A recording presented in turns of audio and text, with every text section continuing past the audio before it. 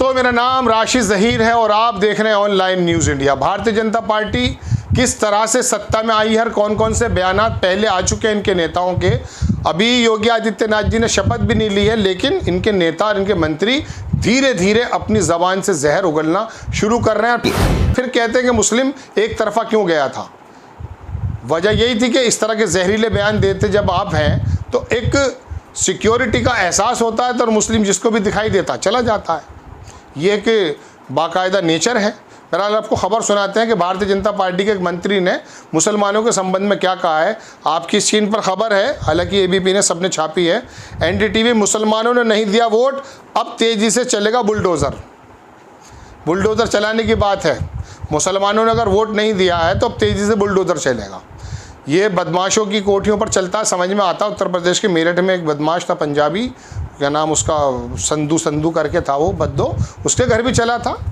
बदमाशों के चलना चाहिए, लेकिन ये खास करके वोट न देने पर बुलडोज़र चलाने की बात कर रहे हैं मंत्री जी, या रामपुर की यूनिवर्सिटी में बुलडोज़र चलाएंगे, तब ये बुलडोज़र की बात समझ में नहीं आती। बहरहाल आप देखें, आपकी स्क्रीन पर खबर है, योगी सरकार के पूर्व मंत्री का विवादास्पद बयान।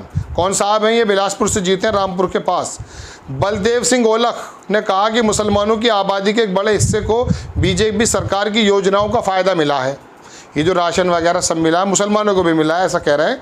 हमने सबको राशन, इलाज और आदि उपलब्ध कराएं, इसमें मुसलमान भी शामिल हैं। चलिए, आपने कराएं नहीं कराएं ये तो बाद में बताऊंगा, लेकिन सभी को मिला है जो भी मिला है। उत्तर प्रदेश विधानसभा चुनाव के नतीजे आ चुके हैं।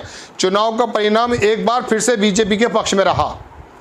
नतीजतन बीजेपी प्रचंड बहुमत के साथ सत्ता में वापस आ गए। इस बीच रामपुर के आगे है बिलासपुर सीट से विधायक चुने गए राज्य मंत्री बलदेव सिंह ओलख ने बड़ा ही विवादास्पद बयान दे डाला। बलदेव सिंह ओलख ने कहा कि मुसलमानों ने बीजेपी को वोट नहीं दिया है, इसलिए बुलडोज़र अब तेज़ी से दौड़ेगा। ओलख अपने इस बयान की वजह से सुर्खियों में छा गए। उनके इस बयान के बाद भारतीय जनता पार्टी के वरिष्ठ मुस्लिम कार्यकर्ताओं में भी रोष है, जो मुसलमान भारतीय जनता पार्टी से जुड़े हुए हैं, और 8% वोट मुसलमानों को मिला भी है, जैसा कि बताता था हिंदू की रिपोर्ट। दरअसल पूर्व राज्य मंत्री भाजपा प्रत्याशी सरदार बलदेव सिंह ओलख मतगणना पूरी होने पर 307 वोटों से जीते हैं।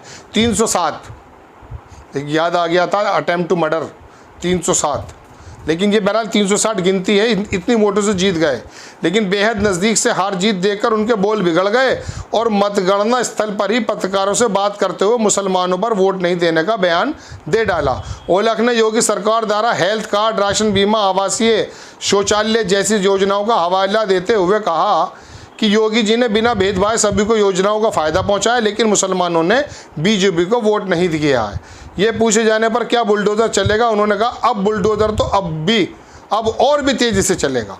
1998 से 2002 तक भाजपा की राष्ट्रीय कार्यकारिणी के सदस्य और आरएसएस की विंग स्वदेशी जागरण मंच के जिला संयोजक फरत अली खान ने कहा कि मैं 25 साल से भाजपा की सेवा कर रहा हूँ। करते रहिए सेवा, लेकिन ये नेता कभी भी आपको दरवाजे के बाहर कर देते हैं। कहते रहिए सेवा कर रहा हूँ। चलिए, खैर, आपको ये खबर दिखानी थी बलदेव सिंह ओलख की। अब मैं बताता हूँ ये साहब कौन है। एक फ़ोटो आपकी स्क्रीन पर लगाऊंगा। ये साहब हैं, यही मंत्री साहब जो आपकी स्क्रीन पर हैं। देखिए, रामपुर न्यूज़। जब जनता ने योगी सरकार के मंत्री बलदेव सिंह ओलख को कीचड़ भले रास्ते से चलवाया, कीचड़ वाले रास्ते से लोगों ने उतारकर गाड़ी से पैदल चला कर आया।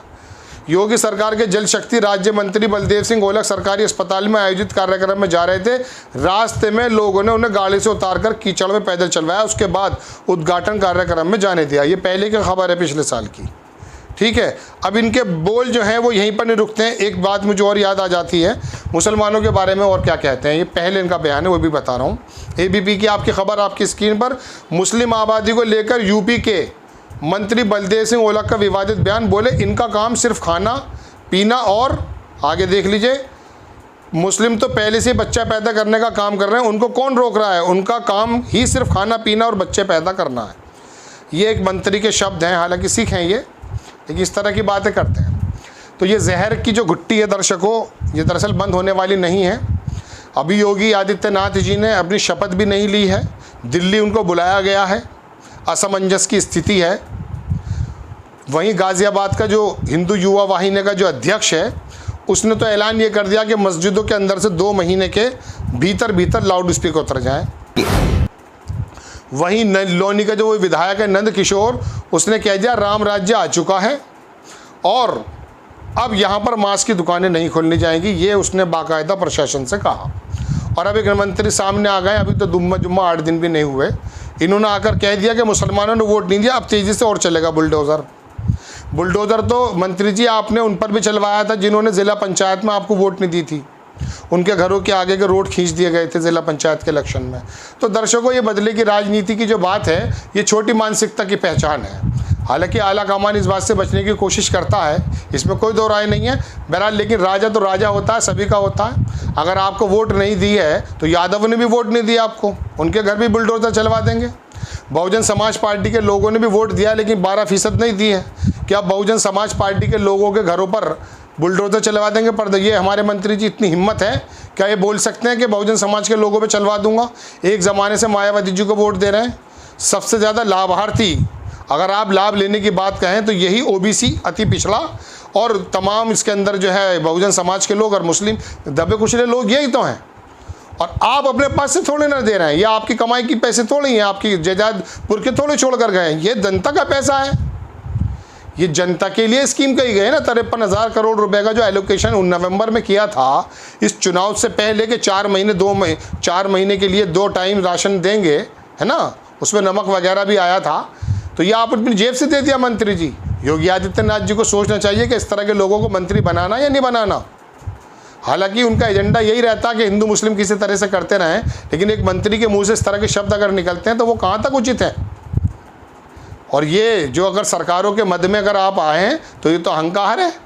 आपको याद आता है अटल बिहारी वाजपेयी का लोकसभा में दिया हुआ वक्तव्य, जब कांग्रेस आई के लोगों ने उन पर हंसना शुरू किया था तो उन्होंने कहा था जहाँ आज हमें वहाँ तुम भी आ जाओगे। तो वक्त की बात होती है और ये तो सेवा करने का एक माध्यम है, इसमें राजा और महाराजा की तो बात ही नहीं होती।